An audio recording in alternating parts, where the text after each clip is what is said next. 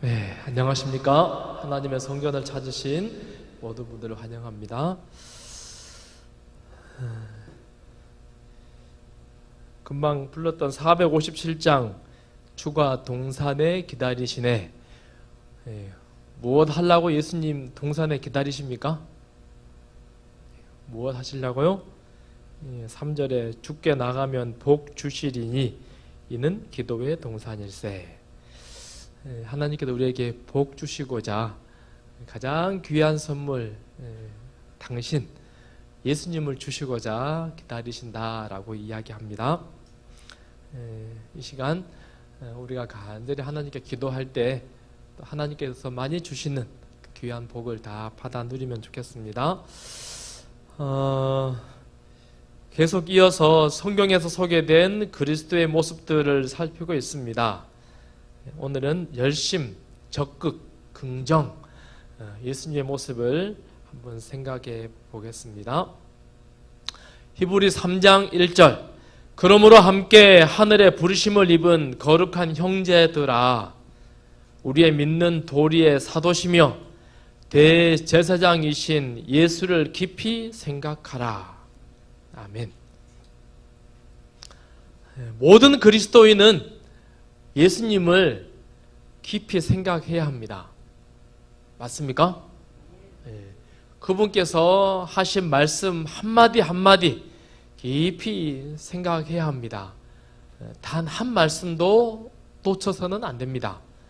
또 그분께서 행하신 행동들 하나하나를 깊이 생각해야 합니다. 단 하나의 행동도 소홀하게 여길 수 없습니다. 지난 시간에 작은 일에 충실하신 예수님에 대해서 우리 살폈습니다. 기억나는 거 있습니까? 예수님 부활하시고 나서 제일 먼저 뭐 하셨다 그랬어요? 빨래 계셨다 그랬습니다. 가장 영광스러운 순간에 아버지께서 당신을 부르시나이다. 어서 나오십시오 할 때 쫙 일어나셔서 나오신 예수님, 가장 먼저 그분이 입었던 수의 다 개어놓고 그렇게 나오셨다라고 했습니다.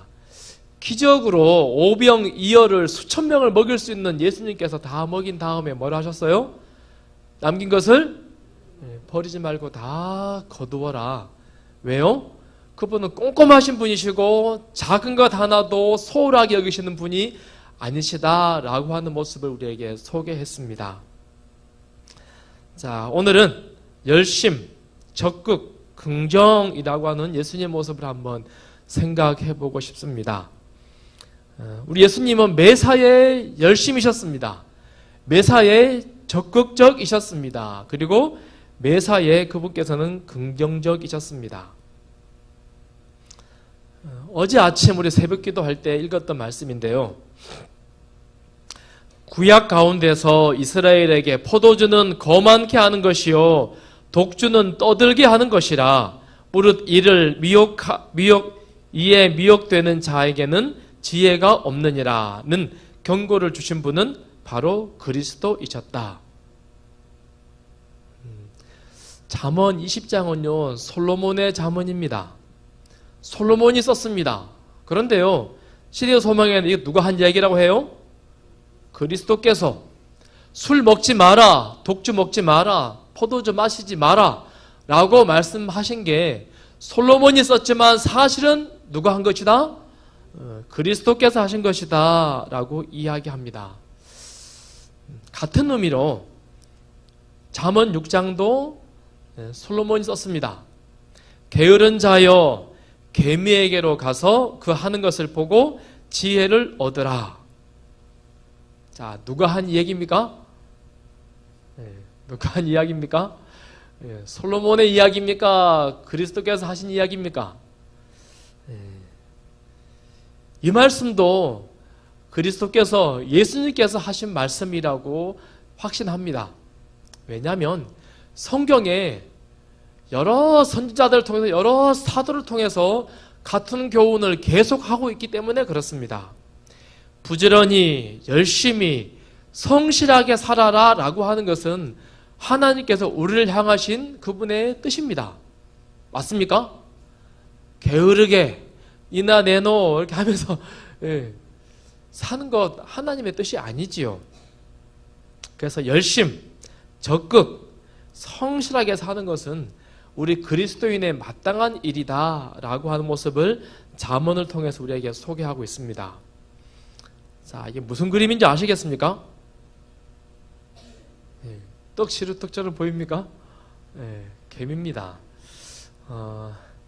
저희 어릴 때요, 우리 아버지께도 섬진강에 가가지고 경운기에 모래를 가득 몇 번 실어다가 우리 마당에다가 쫙 쌓아놨어요.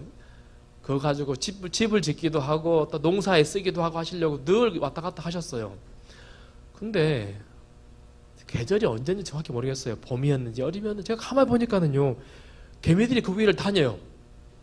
근데요, 한두 마리가 아니고요, 수백 마리가, 수천 마리가 계속 왔다 갔다 해요. 한 길을. 어떻게 되죠? 이렇게 길이 나요, 보니까. 진짜 이거. 여러분, 개미 길 봤습니까? 엔트 로드. 개미 길. 개미가요, 같은 길을 계속 다니면요, 이렇게 움푹 파지고 길이 나요. 제가 굉장히 신기했습니다. 그래서 그해 내가 그 계절 개미하고 진짜 잘 놀았습니다. 어떻게 놀았을까요? 개미 가는 길에요, 제가 다리도 만들어주고, 그 다음에 빨대 쫙 해가지고 터널도 만들어주고, 터널 만들고 딱 덮어놓으면 개미들이 터널을 지나가요. 그 다음에 호수도 만들어주고, 그 다음에 제가 참 장난꾸러기입니다. 가로수도 제가 막 딱 심어줘. 그러면 개미들이 제가 해놓은 대로 다니는 거예요, 이렇게. 야, 참. 혹시 해보신 분 계십니까? 저만 놀았던 겁니까, 이렇게? 예. 근데 제가요, 그 해 정말 유심히 본 것 중에 하나가요, 내가 해주면 해준 대로 개미들이 계속 다니면서 길을 파가지고 이렇게 길을 만들어 이렇게 아주 도톰하게 이 땅이 파집니다. 개미도 많이 지나다니니까는요. 근데요, 힘들다고 잠깐 쉬었다 가는 개미 없어요. 계속 왔다 갔다. 가끔 정찰병들이 밖에 한두 번 왔다 갔다 하지만은요, 모두가 다 뭐해요? 열심히 왔다 갔다 해요. 열심히. 제가 길을 막 파버리면 짜증난다고 안 갈 것 같은데 어쨌든 길을 개척해가지고 그 길 지나가요. 그리고는 땅을 파가지고 길을 만들어내요. 근데 성경에 예수님께서 개미에게로 가서 무엇을 배우라? 지혜를 배우라. 자, 이 지혜가 이 지혜가 뭡니까? 지혜가 열심히 성실하게 적극적으로 일하는 그런 모습 좀 이야기하고 있는 것입니다. 그 다음 절에 게으르지 말라고 계속 반복하고 있거든요.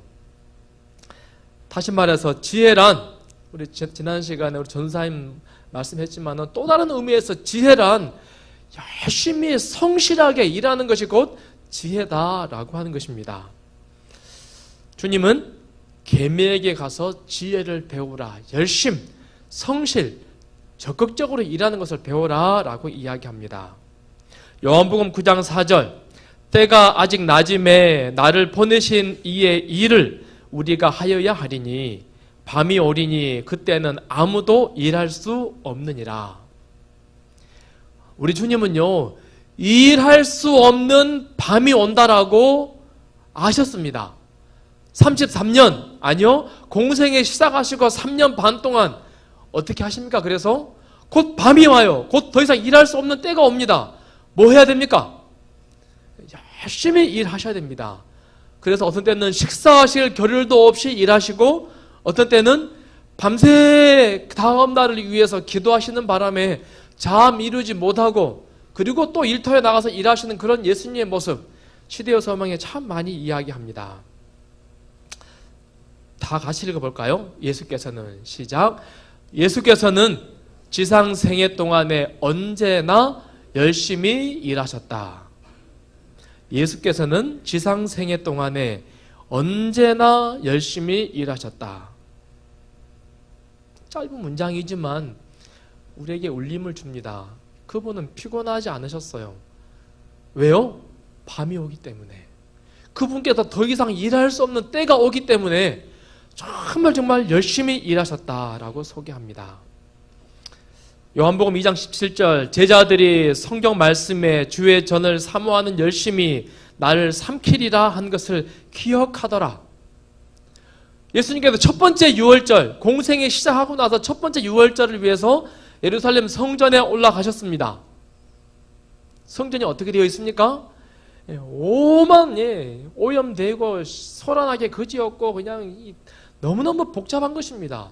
하나님의 임재가 느껴지지 않습니다. 거룩, 경건이 없습니다.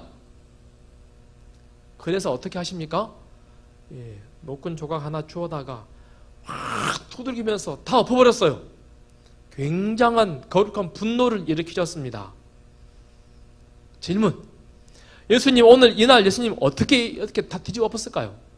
천천히 얘들아 이렇게 하면 안 되지 이렇게 했을까? 아니면 사정없이 해버렸을까요? 1번이요 2번이요? 예수님이신데 근데 예수님께서 그렇게 일하시는 모습 보고 제자들이 깜짝 놀라고는 성경 구약에 나와 있는 한 말씀을 기억한 것입니다. 주의 전을 사모하는 열심히 나를 삼키리라. 이 말씀 누구에게 하신 말씀이다? 예수님 보고 하신 말씀이구나. 얼마나 적극적이고 얼마나 열심히 그 일을 하셨으면 성경에 이 말씀이 곧 주의 전을 사모하는 열심히 나를 삼키리라. 이거 예수님을 향하여 하신 말씀이구나. 그분의 열심히 있는 것, 적극적인 예수님의 그런 모습을 지금 소개하고 있는 것입니다. 예수님은 옳은 일이다, 하나님의 일이다 라고 생각이 되면 기다리지 않으신 것 같습니다. 바로 뛰어들어서 열심히 적극적으로 그 일을 이루어내셨습니다. 예수께서는 자기를 따른다고 자칭하는 많은 사람들이 그러하듯이 수고와 책임을 회피하지 않으셨다. 많은 사람이 연약하고 일에 능숙하지 못한 까닭은 이러한 훈련을 회피하려고 하기 때문이다. 예수께서는 당신의 일을 즐겁고도 재치 있게 행하셨다. 열심히 하시지만 또 어떻게 하세요? 즐겁고 재치 있게 그 일을 즐기면서 예수님은 하셨다. 우리에게 말씀합니다. 예수님은 당신께 주어진 수고, 책임을 결코 회피하지 않으셨습니다. 나는 이 땅에 33년만 살다 갈 거야. 그거 필요 없어. 하지 않으셨답니다. 그분에게 맡겨진 책임, 그분에게 맡겨진 수고 어떻게 해요? 최선을 다해서 했기 때문에 그분에게 맡겨주신 일은 그분은 능숙하게 일하셨다라고 이야기합니다. 예수님 못 하시는 게 있었을까요? 아마 그 문화 속에서 그 당시 자랐던 청년들, 그 당시 살았던 남자들이 했던 일을 당연히 예수님은 누구보다도 아마 잘했을 것 같습니다. 왜냐하면 그분은 성실하시고 적극적이시고 열심히 일하시는 분이셨기 때문에 그렇습니다. 하버드 심리학과에서 한 실험을 했는데요. 어느 호텔에서 일하는 사람들입니다. 절반 딱 나눴어요. 이 사람들이 하루에 15개씩 방을 청소한답니다. 그런데요, A그룹, B그룹 나누고 A그룹한테는 가가지고 조용히 말해주는 거예요. 당신들이 하는 일은 중강도의 운동하는 것과 맞먹는 일입니다. 다시 말해서 침대 시트 교환하는데 40칼로리, 그 다음에 청소기 돌리는데 50칼로리, 그 다음에 화장실 청소하는데 60칼로리의 에너지가 소모됩니다. 당신은 대단한 운동을 하고 있는 겁니다. 다음날 오면 또 불러다가 또 이야기해 주는 거예요. 당신이 오늘 하는 일은 굉장한 운동하는 것과 똑같은 일을 맞먹습니다. 화장실 청소는 몇 칼로리, 그 다음에 뭐 하는 건 몇 칼로리 다 설명해 주는 거예요. 그렇게 한 달 동안 했어요. 그리고 실험하기 전에 피 꽂고, 그 다음 피 뽑아보고, 그 다음에 몸무게 다 재본 다음에, 그 다음에 한 달 지난 다음에 또 조사해 봤어요. 어떻게 되었을까요? 똑같은 일을 하는데 A그룹은 몸무게가 많이 빠졌어요. 그 다음에 혈압도 많이 내려가 있어요. 똑같은 일을 하는데 인생사 뭐라죠? 마음먹기 나름이에요. 그래서 그런 실험들이 많더라고 보니까. 그래서 집안일, 하루 종일 집안일 하는 거 하고요. 10km 달리기 하는 것과 운동 양이 똑같다 그래요. 우리 집사님들 뭐 하십니까? 집에서 날마다 10km 뜀박질 하는 것과 똑같은 에너지의 일을 하고 있는 거예요. 그런데요, 짜증내고 불만하고 스트레스 받으면서 하면 오히려 굉장한 해가 됩니다. 이왕에 하는 거 어떻게 해요?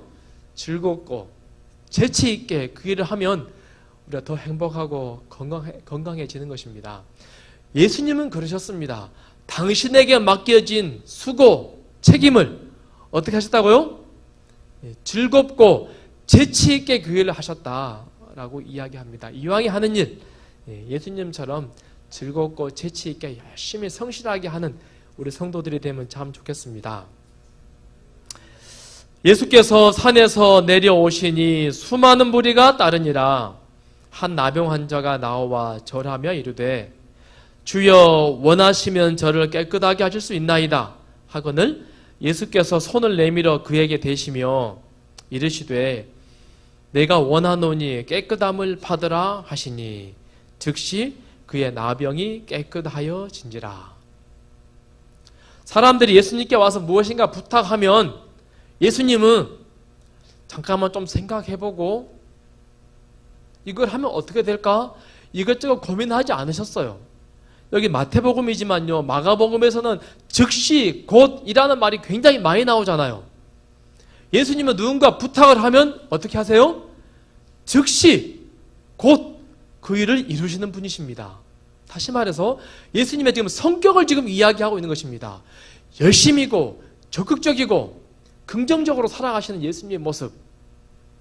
주여 원하시면 저를 깨끗하게 하실 수 있나이다. 내가 원하노니 깨끗함을 받으라. 즉시 그의 나병이 깨끗하여진지라. 예수님이 어떤 분이신가를 단번에 지금 보여주고 있는 문장 아닙니까? 우리가 믿는 우리의 모본이신 예수님은 그런 분이십니다. 여하튼간에 사람들의 유익을 주기 위해서 고민하지 않으세요. 즉시 곧 우리를 돕기 위해서 바로 두 팔 벗고 달려오시는 예수님을 소개합니다. 예수께서는 그의 지상 생애 동안에 언제나 열심으로 일하셨다. 그는 많은 것을 기대하셨으므로 많은 것을 시도하셨다. 왜요? 예수님은 왜 언제나 열심히 일하셨을까요? 무엇 때문에? 열심히 일하는 이유가 뭐죠? 왜요? 그 다음에 이렇게 소개합니다. 그는 자기의 하늘 품성을 보여주기 위하여 수도사의 밀실에 응거하지 않으시고 인류를 위하여 열심으로 일하셨다. 예수님 이 땅에 오셔서 열심히 일하신 이유가 뭐예요? 우리들 구원하기 위한 것도 있지만 또 다른 측면으로는 왜 열심히 일하세요? 하늘 품성을 보여주기 위하여. 다시 말하면요, 하늘나라는요 게으른 사람이 있을 곳이 없습니다. 하늘나라에 사는 사람들, 하늘의 품성에 정말 좋은 어떤 한 모습이 있다면 그것은 열심으로 일하는 것입니다. 혹시 이 땅에서 우리가 좀 쉬고 싶고 그런 분들은 하늘하고 좀 거리가 멀다 하면 안 되나요? 지금 하셔도 그럴 수 있지요. 그러나 하늘나라의 특성은 열심이고 적극적인 사람들이 그곳에 거하는 것이다 라고 하는 것입니다. 혹시 지치고 피곤하고 힘들어하는 분들 계십니까? 우리가 마음을 우리 예수님은 그런 분이셨지, 내가 마음을 이왕이면 더 열심히 일하고 적극적인 성실한 것이 우리가 믿는 예수님의 모습이고 그리스도인의 모습이라 하니 내가 다시 하나님의 마음을, 예수님의 마음을 내가 더 잘 닮아야겠다 라고 다시 한번 결심해보는 그런 시간이 되면 참 좋겠습니다. 예수께서 이르시되 할 수 있거든이 무슨 말이냐, 믿는 자에게는 등이 하지 못할 일이 없느니라 하시니, 변화산에서 예수님이 내려오셔서 하신 이야기죠. 근데 제가 말씀을 가만히 보는 중에요, 믿음이라고 하는 것은 긍정의 마음이다 라는 걸 제가 깨닫게 되었어요. 맞습니까? 믿음은 긍정입니다. 특별히 기독교 신앙에서의 믿음은 긍정의 마음입니다. 왜요? 하나님이 우리와 함께 계신다. 그분께서 우리를 가장 선한 길로 인도하신다. 지금은 내가 비록 상황이 이렇다 할지라도 하나님은 나를 최선의 길로 인도하신다 라고 믿는 것입니다. 그것이 무엇입니까? 긍정 아닙니까? 믿음이라고 하는 것은 긍정입니다. 아이고 내 인생은 왜 이래, 아이고 나는 참 그저 그래, 비판하고 비관하고 낙담하고, 이게 누가 좋아하는 거예요? 사단의 일이고 사단이 즐겨하는 속삭임 아니겠습니까? 믿음이란 긍정의 마음입니다. 누군가를 바라보고 긍정적인 마음을 갖는 것, 그것이 믿음입니다. 나의 상황이 혹 좀 형편없다 할지라도 위를 보고 긍정적인, 잘 해결될 것이라고 하는 하나님의 인도하심을 바라보고 사는 것, 그것이 긍정의 마음이고, 다르게 말하면 그것이 믿음이라고 하는 것이죠. 진짜 믿음 있는 사람은 긍정적인 사람입니다. 이 시간 다시 우리가 더 긍정적인 그리스도인, 열심히고 적극적이고 밝은 그리스도인들 다 되기를 다시 결심해보면 참 좋겠습니다. 그분은 인류를 위하여 열심히 일하셨다. 어느 때나 어느 곳에서나 그분은 사람들에게 사랑을 나타내고 당신의 주위를 명랑하고 경건한 분위기로 두르셨다. 그렇죠. 계속 우리 시대의 소망 예수님의 이런 모습을 반복해서 설명합니다. 어느 때나 어느 곳에서나 당신의 주위를 명랑하고 경건한 분위기로 두르셨다. 그래서요, 우울하고 답답한 분들이 예수님 옆에 가면 어떻게 되죠? 마음이 흐뭇해지고 참 평안하고 좋아요. 여러분 그런 분 주위에 혹시 계십니까? 네. 뭔가 답답하고 힘든데요, 그 사람 옆에 가면 에너지가 솟아요. 긍정을 보게 되고 마음이 기쁘고, 그런 분이 우리 옆에 있으면 참 여러분은 복받은 분입니다. 그리고 그리스도인들이 예수님이 그런 분임을 알고 그분 옆에 늘 머물게 되기를 간절히 소원합니다. 근데 질문입니다. 당신의 주위를 명랑하고 경건한 분위기로 두르셨다. 어떻게? 예수님 옆에 가면 명랑해지고 예수님 옆에 가면 경건한 분위기가 다 감돌아요. 어떻게 하면 될까요? 제가 볼 때요, 이건 노래 아닌가? 이런 생각이 들었습니다. 찬양. 여러분 그렇습니까? 뭔가 좀 답답하고 분위기가 그런 상황 속에 흥얼흥얼 누가 노래 부르고 한 사람, 두 사람, 세 사람 마음 딱 맞아가지고 딱 노래 부르면 분위기가 어떻게 될까요? 순식간에 명랑하고 경건한 분위기로 만들어집니다. 개인적으로도 경험해보고 교회에서도 그런 우리 경험들 자주 해보잖아요. 성경에 예수님 노래 부르셨을까요? 예수님 노래 불렀다는 거 여러분 본 적 있나요? 어디서요? 네? 예, 목사님 단번에 감사합니다. 마가복음 14장 예수님 노래한 장면입니다. 이에 저희가 찬미하고 감난산으로 나가니라. 예수님과 제자들이 몇 명입니까? 몇 명이에요? 12명이죠. 유다는 가버렸고 12명이 어디 가요? 겟세마네 동산. 제자들은 아무것도 모르잖아요. 예수님 마음은 지금 어때요? 예수님 마음은 거기 가가지고 정말 피땀 흘리고 기도하시잖아요. 거기서 지금 예수님 잡히실 거예요. 그리고는 묶이셔서 십자가 처형되기 위해서 가셔야 됩니다. 마음이 굉장히 고통스럽고 두렵기도 하고, 아마 예수님도 인간적인 마음이 있잖아요. 떨리는 마음, 내가 그 폭도들을 어떻게 내가 맞이할까, 내가 어떻게 넘어지지 않고 당당하게 서서 하나님의 영광을 드러낼까, 용기를 가져야지. 그런 한편으로 떨리기도 하고 고통스럽기도 하고 불안한 그 가운데, 그런데 저희가 찬미하고 감람산으로 나아가니라. 누가 제일 먼저 선창했을까요? 누가? 아마 예수님 아닐까요? 그분은 그분 주위를 명당으로 그리고 경건한 것으로 두르시는 분이잖아요. 그분 스스로 그런 분위기를 용납하지 못하시는 것입니다. 그래서 찬미를 딱 한 곡 불렀어요. 찬미를 딱 부르니까는 아마 선창 한 절, 두 절, 한 소절 부르고 나니까 제자들이 또 한 명, 두 명, 분위기가 그려지지 않습니까? 근데 해는 졌고 깜깜한 저녁인데 그 오솔길을 탁 올라가는데 그 장정들이 우렁차게 노래하고 할 때 분위기가 어떨까요? 명랑하고 경건할까요?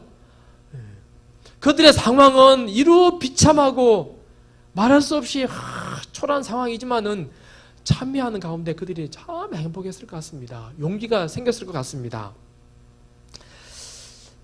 예수님은 언제나 열심, 적극, 긍정적인 분이셨습니다. 우리 빛골 모든 성도들도 예수님처럼 열심, 적극, 긍정적인 그러한 삶을 살아감으로 그리스도인의 아름다운 향기를, 하늘 빛을 잘 뿜어낼 수 있는 우리 모두가 되기를 간절히 바랍니다. 이 시간 그 예수님을 기억하시면서 또 잠시 기도하는 시간 갖도록 하겠습니다.